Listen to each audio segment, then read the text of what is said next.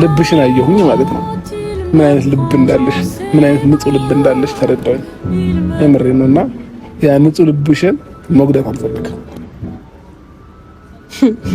እንዴ ምን የምርክ ነው?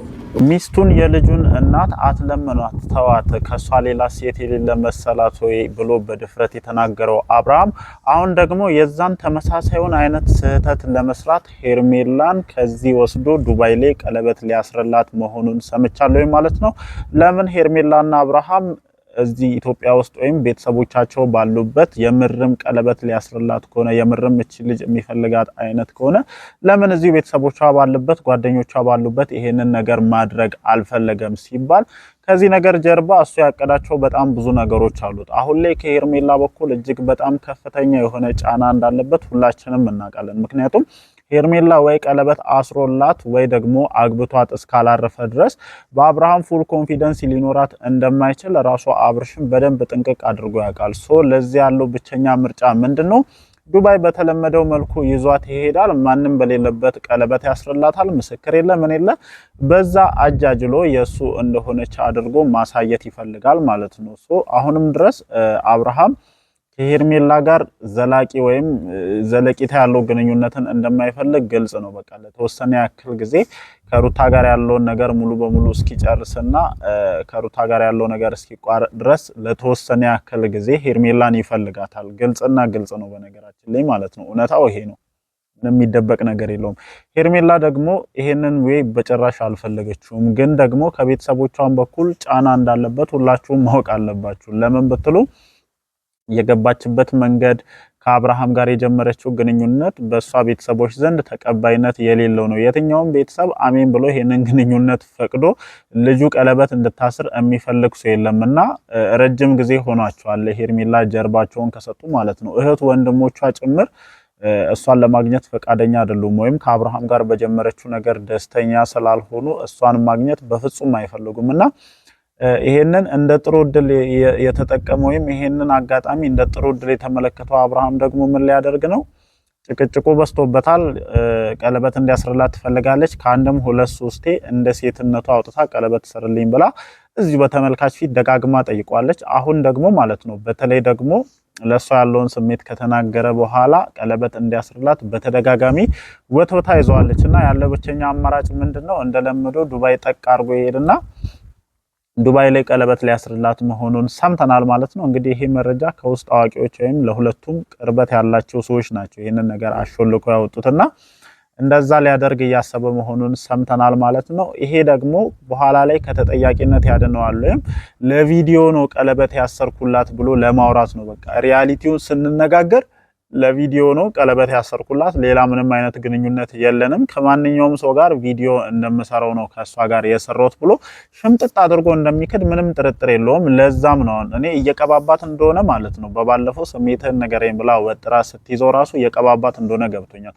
ይሄ ደግሞ በተለይ እዛ ዱባይ ሄዶ በኖርማል ማለት ነው ለሷ እንደ ሪል አድርጎ ምናምን ነው በቃ ቀለበት እንዳሰርላት አድርጎ ነው ማሳየት የሚፈልገው። ግን በኋላ ደግሞ ጥያቄዎች ሲመጡበት ለምን እንዲተደረገ ለምን እንዲሆን ከመሉ ጥያቄዎች ሲነሱበት እኔ ከየትኛውም ሰው ጋር ቪዲዮ እንደምሰራው ከሷ ጋርም ቪዲዮ እየሰራው ነው ብሎ ለመሸምጠጥ ያዘጋጀው መንገድ መሆኑን ማረጋገጥ ሲያለው ማለት ነው። እንግዲህ ይሄንን ነገር እንዴት እንደምታዩት አላቅም ብቻ ግን አሁን ላይ እየሰማው ያለውት ነገር ይሄ መሆኑን አትርሱ ማለት ነው። ለማንኛውም ሰላም እንዴት ናችሁ የኔ ተወዳጅ ቤተሰቦች ደህና ናችሁ ወይ? አለን እግዚአብሔር የተመሰገነ ይሁን። ዛሬም እንግዲህ በሰማናቸው አዳዲስ መረጃዎች ተመልሰን ወደ እናንተ መተናል። ትናንትና ምሽት የተለቀቀው ቪዲዮ ብዙዎቻችሁን ኮንፊውዝድ ሲያደርግ ነበር። እኔም የሆነ ቪዲዮ እስከ መጨረሻ ሳላይ የሰሩት የተናገርኳቸው ንግግሮች ነበሩ። አይሚን ፕራንክ ነው ልትል እንደምትችል ተናግሬያለሁኝ እዛ ላይ ግን እኔ ሁሉ ጊዜ መተው አሜሪካ ካናዳ ያሉ ቀለል አድርገው ያነሱበትን መንገድ ነው በዋናነት ወቀስ አድርጌ ማለፍ የፈለኩት እንጂ ፕራንክ ሊሆን እንደሚችል ግልጽ ነው። ማንንም ሰው ከመሬት ተነስቶ አሜሪካ ሊሄድ ነው ካናዳ ሊሄድ ነው የሚባሉበትም አይነት ሀገር አይደሉም። ሲጀመር አይደለም ካናዳ ዱባይ ራሱ ተነስቶ ለመሄድ ቀላል አይደለም። የጉዞ ሂስትሪ ለሌለው ሰው ምን ያክል አስቸጋሪ እንደሆነ ግልጽ ነውና እነሱ ያው በሁለት በሶስት ቀን ይመጡና ወይ አሜሪካ ወይ ካናዳ ልንሄድ ነው ምናምን ብለው ቀለል አድርገው ይናገራሉ። ያንን ነገር መናገር ስለፈለኩኝ ነው እንደዛ ያልኩት እንጂ ሌላ ነገር አስቤ አይደለም። ያው ቪዲዮን ጨርሳችሁ የተመለከታችሁትም ሰዎች በደንብ ያያችሁ ይመስለኛል። ለኔም ኮሜንት ጽፋችሁልኛልና ፕራንክ እንደሆነም ነግራችሁኛል። በእርግጥ እኔ የቪዲዮን ሃይላይት ነው ያየሁት። ትኩረቴ በዚህ በአብርሽ ዩቲዩብ ቻናል ላይ በተለቀቀው ቪዲዮ ላይ ስለነበር ነው ያንን በሃይላይት መልኩ አይቼ ወደዚህኛው የመጣሁት ማለት ነው። ለማንኛውም ያው ተናግሬዋለሁኝ። አብርሽ ለኔ ምን አይነት ስሜት አለው እንደዚህ ብሎ እንዴት ያደርጋል እንዴት ይሆናል የሚለውን ነገር ለማየት እንደሆነ በደንብ ተረድቻለሁኝና ከዛ አንፃር ይታይ። ከዛ ውጭ ያው ምሽት የተለቀቀው ቪዲዮ በደንብ ብዙዎቻችሁን ሲያነጋግር ነበረ፣ ግን አብዛኞቻችሁ ያያችሁት እስከ መጨረሻው ምናምን አልነበረምና አብርሽ ደግሞ በጣም ንግግሩን የተናገረው መጨረሻው ፓርት ላይ ነው፣ በነገራችን ላይ አይታችሁ ከሆነ ማለት ነውና አሁንም ለሩታ ያለው ስሜት ምን አይነት እንደሆነ አሁንም ሩታን የሚያይበት መነጽር ከዚህ መነጽር እንደማይሻል ምናምን የተረዳሁት የምሬን ነው የምላችሁ። አስባችሁታል?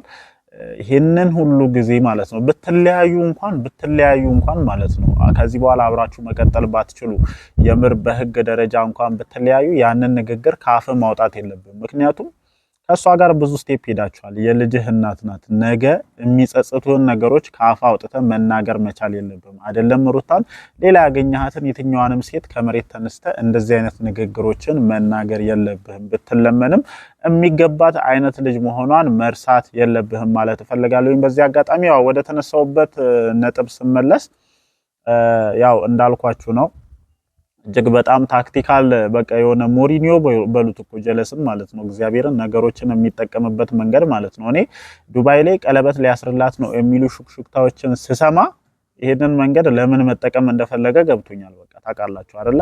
በኋላ ላይ በጣም ብዙ ጥያቄ ሊያስነሱ የሚችሉ ነገሮች በዚህ ነገር ላይ ይመጣሉ። እስካሁን ድረስ በፋሚሊ ደረጃ የአብርሽና የሩታ ጉዳይ አልተነሳም። የምር ደግሞ አብርሃም ቀለበት ሲያስርላት ወይም አብሮ ሲሆኑና ከሄርሜላ ጋር መኖር የጀመሩት በአብርሽና በሩታ ጉዳይ ላይ ቤተሰቦቻቸው ጭምር ጥያቄዎችን እንደሚያነሱ አትጠራጠሩ። የምሬን ነው የምላችሁ። በደንብ ጥያቄዎችን አነሳሉ። የዛኔ ለሚነሱ ጥያቄዎች ምን አይነት ምላሽን መስጠት ይፈልጋል? እኔ ከሄርሜላ ጋር ምንም ከየትኛውም ሰው ጋር ቪዲዮ እንደምሰራው ነው የሰሩት፣ ምንም የተለየ ነገር አላደረኩም ምናምን ለማለት ያዘጋጀው የቀለበት ፕሮግራም መሆኑን ነው አሁን ላይ በደንብ መረዳት የቻልኩት ማለት ነው። በቃ ጥያቄ ሲነሳበት እኔ ከየትኛውም ሰው ጋር ቪዲዮ እንደምሰራው ከማንኛውም ሰው ጋር እንደማደርገው ነው። አሁንም ቢሆን ነገሮች ጫን ብሎ ቢመጡና በፍርድ ቤት ደረጃ አብርሽ ቢፋጠጥ ይሄንን መልስ ከመመለስ ወደ ኋላ አይልም ማለት ነው። በቃ ማምለጫው መንገድና ከነገሮች ዞር የሚልበት ትክክለኛው ምክንያት ይሄ ነው። ከዛ ውጪ ይሄንን አጋጣሚ እንደ ጥሩ አጋጣሚ ለሱ የሆነለት ምንድነው የሄርሜላ ቤተሰቦች በዚህ ጉዳይ ኦፍ ናቸው በነገራችን ላይ ማለት ነው። እስከዛሬ ድረስ እጃቸውን አስገብተው ያቁም። እኔ ጀግና ናቸው እግዚአብሔርን የምሬን ነው የምላችሁ። ምክንያቱም አስባችሁታል በዚህ ጉዳይ ላይ ሄርሜላ ለመከልከል ብለው እንኳን እጃቸውን ቢያስገቡ እንደተለመደው ነው የሚዲያን ጉዳይ ሁላችንም እናውቀዋለንና ሁሉም እየተነሳ እንደፈለገ አፉን ሊከፍትባቸው ይችላል። ብዙ ነገር ሊላቸው ይችላል።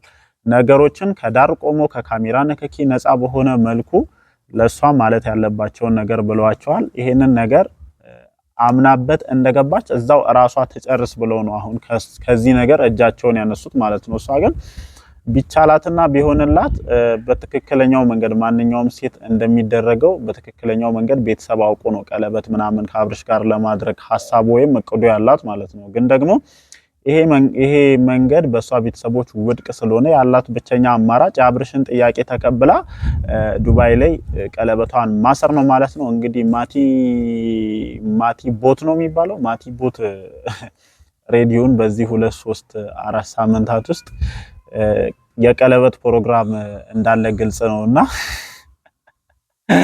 ለማንኛውም ማለት ነው ይሄንን ነገር ማድረጉ ስለማይቀር እርግጠኛም ስለምሆን ነው። ምክንያቱም ሽምጥጥ አድርጎ ለመካድ የሚጠቀምበት ወይ ስለሆነ ነው ይሄንን ነገር እያልኩ ያለሁት። የሚፈጠሩ ነገሮችን እንደተለመደው አብረን ለማየት እንሞክራለን ማለት ነው። ወዳችኋለሁ። ይመቻችሁ።